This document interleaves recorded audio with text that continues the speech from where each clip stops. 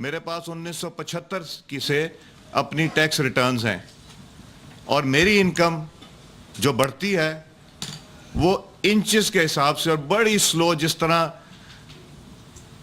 کہ شاید کچھوے کی سپیڈ سے بڑھتی ہے، بلکہ جو بزرگوں نے چھوڑا اس سے کم ہوئی.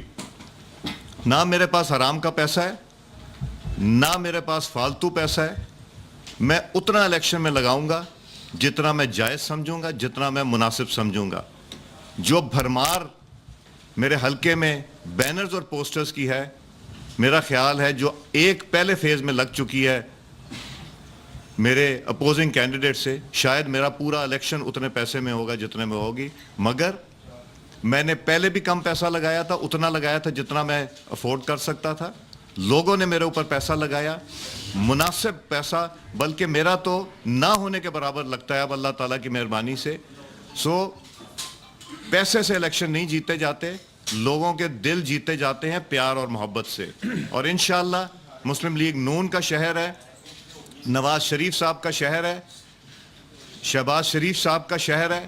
اعتراض کرتے ہیں کہ لاہور پہ اربوں روپے لگا دیے، میٹرو بنا دی، اورنج لائن شروع کر دی. میٹرو بھی بنے گی، اورنج لائن بنے گی، یہ اربوں کی بات کرتے ہیں. ہم لاہور پہ، لاہور کے شہریوں کے اوپر کھربوں روپے انشاءاللہ لگائیں گے. اور یہ وعدہ ہے آپ سے کہ اس شہر کی، اس صوبے کی، اس ملک کی تقدیر بدل کے انشاءاللہ دکھائیں گے. شکریہ.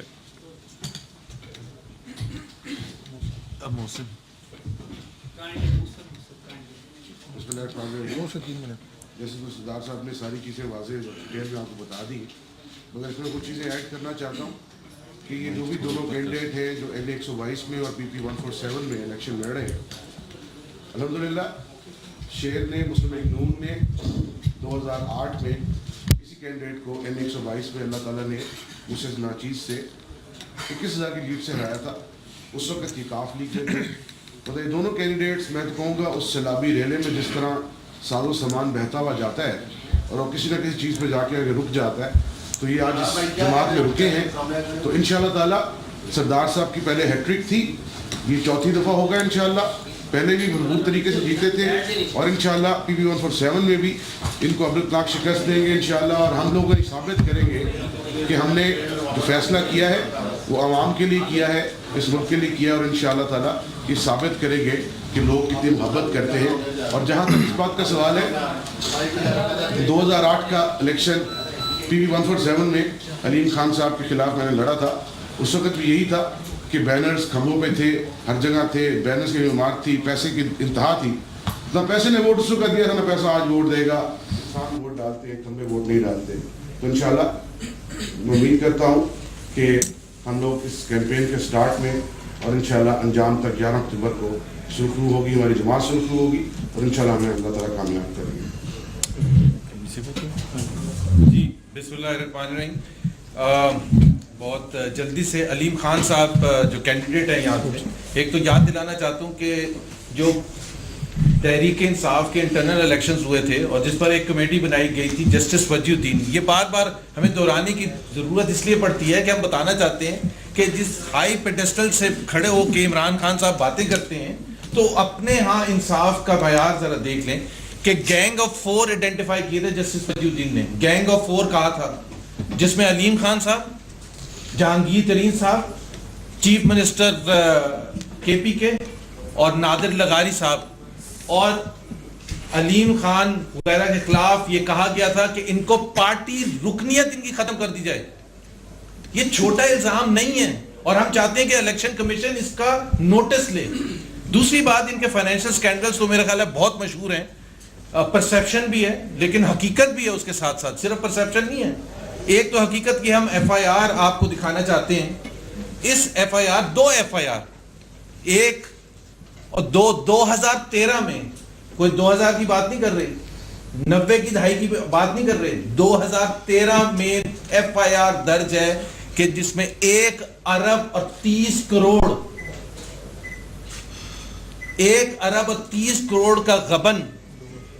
2 FIR ہیں، دونوں 1 ارب 30 کروڑ روپے کی، جس میں 1 ارب اور 30 کروڑ کا غبن اسٹیبلش کیا گیا ہے اور جس کے بارے میں علیم خان صاحب نے خود اعتراف کرتے ہوئے اور یہ مانتے ہوئے کہ یہ انہوں نے غبن کیا ہے ای او پی آئی کے خلاف 60 کروڑ امیڈیٹلی واپس دینے کا ایکسپٹنس ہے. 60 کروڑ روپے یہ چھوٹی رقم نہیں ہے.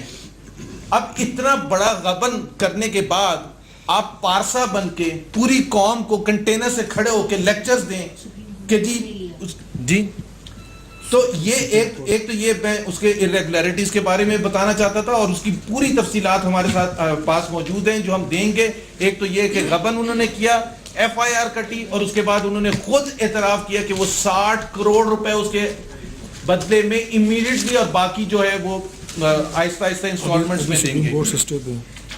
دوسری بات یہ ہے کہ ان کے ٹیکس ریٹرنز بھی اگر ہم دیکھیں تو ٹیکس ریٹرنز بھی ماشاءاللہ اگر آپ دیکھیں کہ چیریٹی اتنی دیتے ہیں کہ عمران خان کے بقول اربوں خربوں انہوں نے دیے ہیں, اور انکم اپنی جو ڈکلیئر کر رہے ہیں وہ صرف 48 لاکھ روپے سالانہ ہے. اور سب سے انٹرسٹنگ بات یہ ہے کہ وہ 48 لاکھ نہ آگے ہوتی ہے نہ پیچھے ہوتی ہے. ہر سال 48 لاکھ راؤنڈ اباؤٹ ایک پیسے کا بھی نہیں فرق پڑتا. میں نے تو 30 سال سے زیادہ فائنینس کیا دنیا بھر میں نے ایسا کوئی بزنس مین نہیں دیکھا جس کی جو انکم ہے وہ مسلسل سیم رہے 48 لاکھ روپے. سو بیسکلی کہنے کا مطلب یہ ہے کہ عمران خان ہم کے بارے میں تو ہم بات کرتے ہیں, لیکن چونکہ کینڈیڈیٹ علیم خان ہے اور علیم خان کے بارے میں ہم الیکشن کمیشن سے درخواست کریں گے کہ وہ نوٹس لے اس irregularity کا, فائنینشل سکینڈل کا, اور اس کو پروب کرے اور ان کے پیپرز ایکسیپٹ کرتے ہوئے یہ چیز کا خیال کریں کہ جو دعوے عمران خان خود الیکشن کمیشن سے, اب وہی عمران خان صاحب کو چاہیے کہ وہ الیکشن کمیشن سے ریکویسٹ کریں کہ علیم خان کو اسی طرح سے پرکھا جائے جو وہ باقی تمام کینڈیڈیٹس کے لیے ڈیمانڈ کرتے رہے ہیں.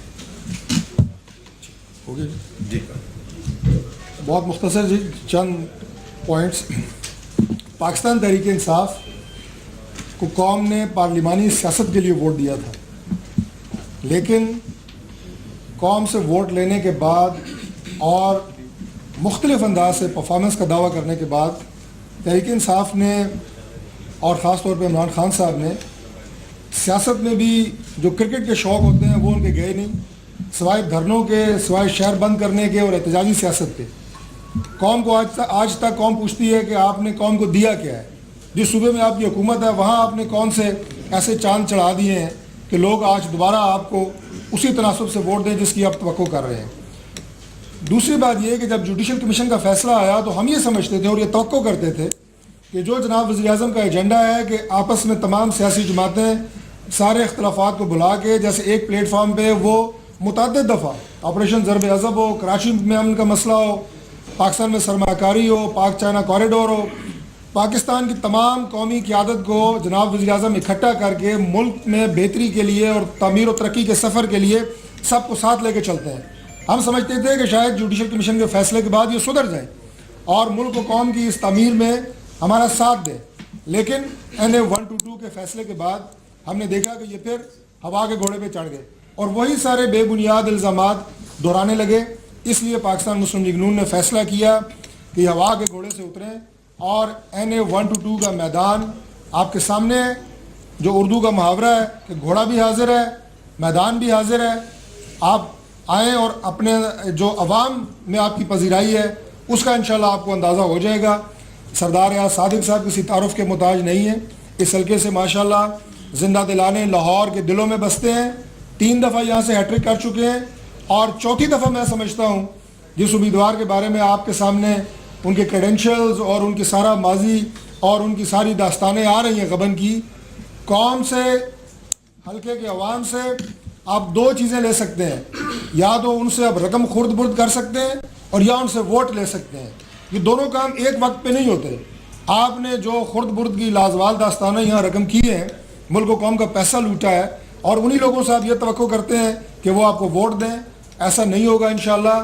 لاہور کے زندہ دلان اور لاہور کے باغیرت اور باشعور عوام انشاءاللہ آپ کو اور آپ کی جماعت کو بری طرح مسترد کریں گے اور یہ الیکشن NA 122 کا اور PP 147 کا انشاءاللہ جوڈیشل کمیشن کے فیصلے کی توثیق ثابت ہوگا, جس میں یہ توثیق ہوگی کہ نہ اس سے پہلے ان کا مینڈیٹ چرایا گیا اور نہ کوئی منظم دھاندلی 2013 کے الیکشن میں ہوئی اور نہ انشاءاللہ اب ہوگی، اور جو ان کے بارے میں بچی کچی ہوا ہے انشاءاللہ اس الیکشن کے بعد وہ نکل جائے گی. بہت شکریہ.